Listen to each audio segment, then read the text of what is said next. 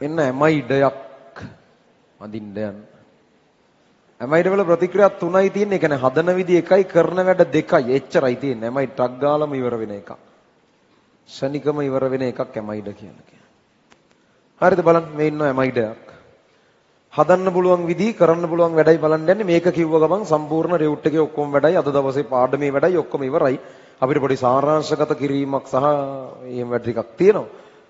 මෙයාව හදන විදි මොනවද මෙයාම වගේ කෙනෙක්ව හදා ගන්න පුළුවන් ක්‍රම මොනවද? එකයි තියෙන්නේ. එක විදියයි. ඒක දැනටමත් ඕගොල්ලෝ දන්නවා. ඒ එක විදිය තමයි අම්ල ක්ලෝරයිඩ් එකක් අරගෙන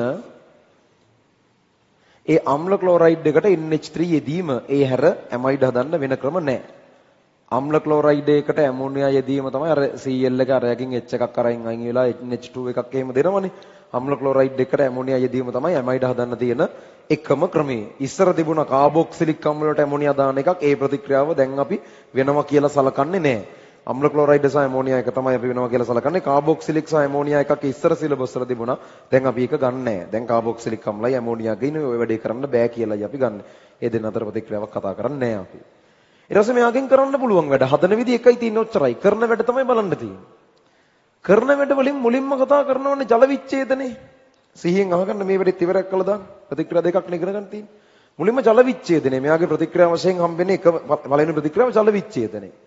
හරි. දැන් ජල විච්ඡේදනේ නම් අපි concept එකක් වශයෙන් මූලධර්මයක් වශයෙන් දන්නවනේ ජල විච්ඡේදනයක මොකද්ද වෙන්නේ කියන්නේ. දැන් හිතන්නකෝ මේ ඉන්නේ ඇමයිඩයක්. දැන් අපි කවුරු ඇහුවොත් මෙයාව ආම්ලික මාධ්‍ය ජල විච්ඡේදනය කරොත් මොනව හම්බෙයිද කියලා අනුමාන කරමු බලන්න ළමයි. මේක ආම්ලික මාධ්‍ය ජල විච්ඡේදනය කරොත් මොනව හම්බෙයිද කියලා.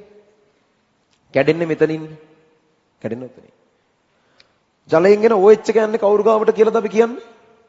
OH එක යන්නේ ඩබල් බොන්ඩ් OH ගාවට. ඒතර මෙයා ගාවට OH එක සෙට් වුනාම මේ පැත්තෙන් එන්නේ කාබොක්සිලික් අම්ලයක්. CH3COOH කියලා කෙනෙක්. අනිත් පැත්තෙන් H එක යන්නේ NH2 ගාවට. ඒ කියන්නේ කවුද හම්බෙන්නේ? NH3 නේ නැත්නම් ඇමෝනියා. ඇමෝනියා තමයි හම්බෙන්නේ. හැබැයි වැඩේ කියන්නේ ළමයි මේ ප්‍රතික්‍රියාව මාර ස්ලෝ වෙන්නේ. සෑහෙන්නම හිමීට වෙන්නේ. ඒ හින්දා අපි මේ ප්‍රතික්‍රියාව වෙනවා කියලාවත් ගන්නෙ නැහැ. ගොඩක්ම හිමීට වෙන නිසා එහෙම ප්‍රතික්‍රියාවක් නැහැ කියලායි අපි ගන්නෙ. ආම්ලික මාධ්‍ය ජල විච්ඡේදනය නැත්තේ නෑ. ඇත්තම තියෙනවා. හැබැයි අතිශය හිමින් වෙන්නේ. ඒ නිසා පරිවර්තන වලට අර මේවත් කිසිම තැනක අපි මෙහෙම ප්‍රතික්‍රියාවක් තියෙනවා කියලා ගන්න නැහැ. සරලව අපි ඒ ලෙවල් වලදී ගන්න ඇමයිඩ ආම්ලික මාධ්‍ය ජල විච්ඡේදනයේ සාර්ථක නැහැ කියලා. එතකොට බාෂ්මික මාධ්‍ය නම් මෙයා ජල විච්ඡේදනය වෙනවා අවුලක් නැතුව. බාෂ්මික මාධ්‍ය ජල විච්ඡේදනය සාමාන්‍ය වේගකින් මෙයා කරනවා. ඒකේ ප්‍රතිඵල හිතන්නේ අර විදිහටම තමයි. මම දැන් අර බාෂ්මික මාධ්‍ය ප්‍රතිඵල හිතුවේ ආම්ලික මාධ්‍ය ජල විච්ඡේදනය කරලා ඒගොල්ලෝ බාෂ්මික ප්‍රතික්‍රියා වෙනවා වගේනේ. ඒතර මෙතනත් ප්‍රතිඵල හිතන එක එහෙම කරත හැකි. හැබැයි මේ වගේ ප්‍රතික්‍රියාවක් අපි කතා කරන්නේ නැහැ. ඒතර බාෂ්මික මාධ්‍යමික ජල විච්ඡේදනය වෙනවා. බාෂ්මික මාධ්‍ය ජල විච්ඡේදනය වුණාම ප්‍රතිඵල වෙන්නේ කාබොක්සිලික් අම්ලය නෙවෙයි. එයා NaOH එක ප්‍රතික්‍රියා කරලා එයාගේ සෝඩියම් ලවණය එන්නේ NH3 නම් ඉතින් ළමයි ආයේ බස්ම එක්ක මොකුත් ප්‍රතික්‍රියාවක් කරන්නේ නැහනේ. NH3 සහ NaOH මොකක් ප්‍රතික්‍රියාවක් නැහැ. එහෙනම් එයා හිම්මම ඉන්නවා.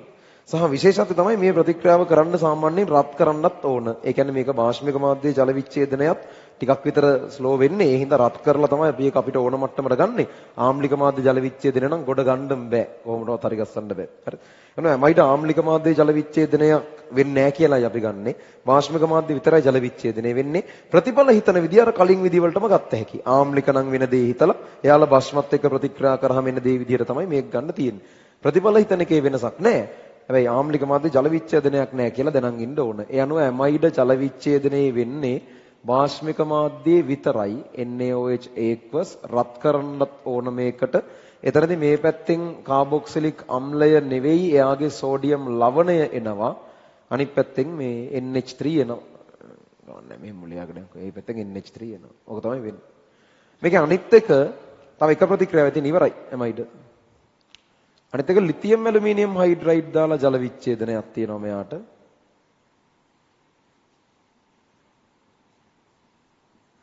ඒක ටිකක් විතර කාබොක්සිලික් අම්ල වලටම වගේ සමානාකාරයකට වෙන්නේ. දැන් මෙතන CH3C ඩබල් බොන්ඩ් O එකත් එක්ක OH එකක් තිබ්බොත් නේ කාබොක්සිලික් අම්ලය වෙන්නේ.